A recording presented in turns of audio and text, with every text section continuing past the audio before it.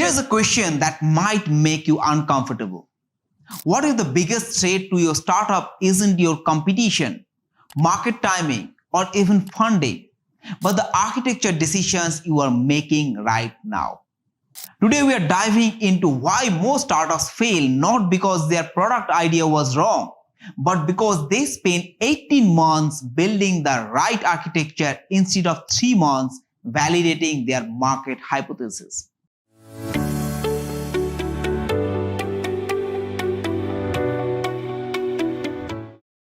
Hello everyone, I'm Swarnendu.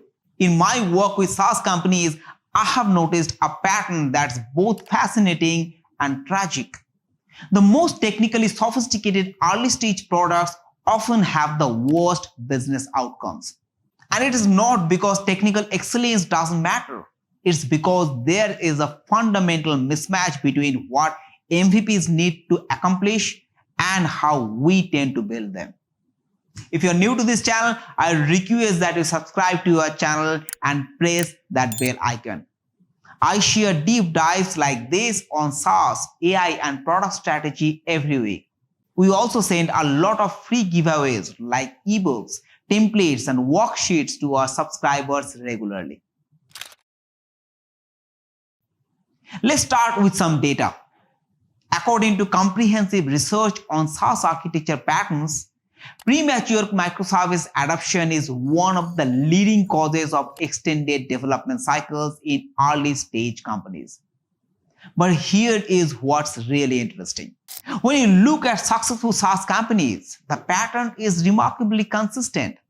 Netflix, Spotify, Amazon, Uber, they all started with monolithic architectures and gradually evolved to microservices as they scaled.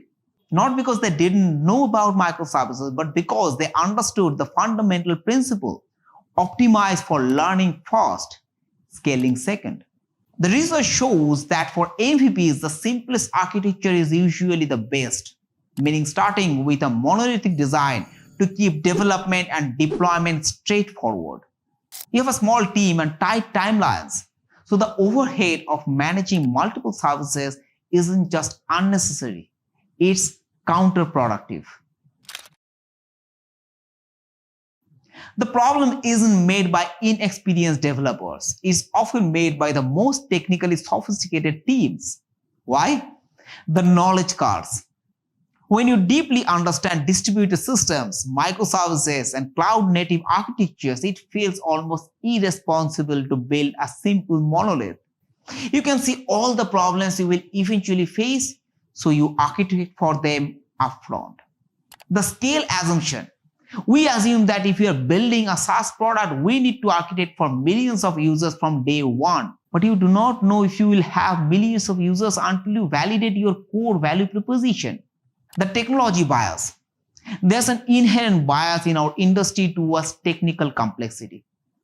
Conference talks, blog posts, case studies, they all focus on how companies solve problems at scale, not how they validate their initial product market fit. Let me walk you through what over-engineering actually costs. Development velocity. Research indicates that what should take 3 months in a monolith often takes 12 to 18 months in a premature microservice architecture. You are not building features, you are building infrastructure to support features. Cognitive load. Your small team is now managing service discovery, network communication, distributed debugging, and data consistency instead of focusing on user problems. Third, operational overhead. You need monitoring, logging, deployment pipelines, and scaling strategies for each service. The operational complexity can consume 60 to 70% of engineering time in early stage startups. Let's look at how successful companies approach this differently. Basecamp has built multiple success SaaS products as monoliths. Not because they don't understand distributed systems, but because they understand that business complexity and technical complexity are different problems. They have scaled to millions of users with monolithic real applications, proving that the bottleneck is rarely the architecture, it's usually the database queries, caching strategy, or business logic efficiency. Shopify provides another example. They started with a monolithic Ruby on Rails application and gradually extracted services only when they encountered specific measurable bottlenecks. Today, Shopify handles Black Friday traffic with a hybrid architecture that's still largely monolithic at its core. The most successful approach for MVPs isn't pure monolith versus microservices. It's what's called a modular monolith. This means structuring your code as if you are building microservices, clear module boundaries, well-defined interfaces, separated concerns, but deploying it as a single application. This gives you development speed of a monolith with architectural flexibility to extract services later when you have data-driven reasons. Netflix used exactly this approach.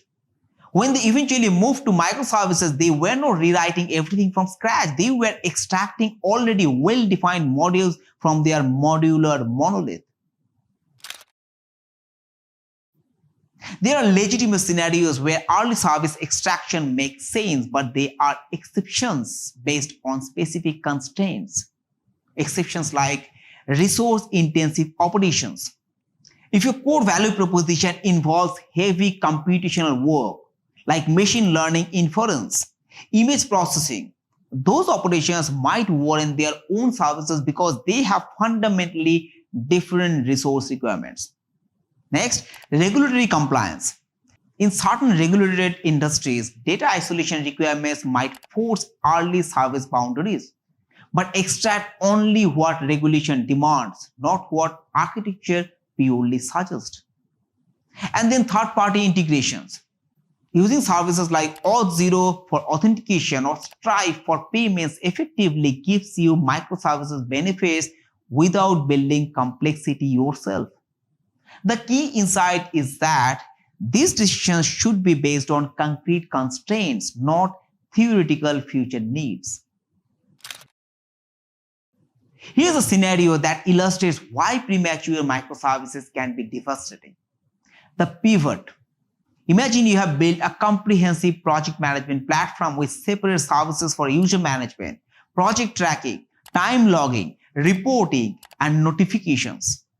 After launching, you discover that users only engage with the time tracking feature. They want a simple time logging app. In a monolithic architecture, this pivot might take 2 to 3 weeks of refactoring. In a microservice architecture, you potentially need to rebuild your entire service topology. The architectural decision that was supposed to provide flexibility actually reduced your ability to respond to the market feedback. The beautiful thing about starting with a modular monolith is that you earn the right to migrate to microservices based on real data, not theoretical concerns. You will know it's time to extract services when you have evidence of specific problems, deployment bottlenecks, different scaling needs, team coordination issues, or technology stack requirements. And at that point, you can extract services strategically, following the decouple incrementally principle that research strongly supports. This approach means you migrate from real constraints to appropriate solutions, rather than from imaginary problems to complex architectures. Let me bring this back to business outcomes, because that's ultimately what matters. Research consistently shows that speed to market is the strongest predictor of startup success in competitive markets. While you are perfecting your distributed architecture, your competitor is talking to users, iterating on features, and finding product market fit. The market doesn't care how elegantly your services communicate. It cares whether your product solves real problems better than alternatives. The irony is that premature optimization for scale can prevent you from even reaching the scale you are optimizing for. So here is what I want you to take away. Architecture decisions should serve your business strategy, not the other way around. For most MVPs, that means prioritizing learning velocity over technical sophistication. Start with a modular monolith, focus on user validation and on the complexity of microservices through growth and data-driven architectural needs. The companies that successfully scale to microservices do not start here, they graduate there. Your users will never see your architecture diagram, but they will definitely feel the impact of the time you spend building it instead of listening to them. If you're currently planning on over-engineered MVP, it's not too late to simplify. Focus on the core user problem, build the minimum viable architecture to validate your hypothesis, and remember, you can always add complexity when you have the revenue and user data to justify it. What's your experience with this? Have you seen teams over-engineer their MVPs? I would love to hear your perspective in the comments.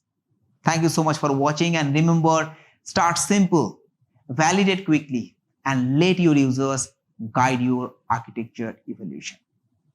Thank you.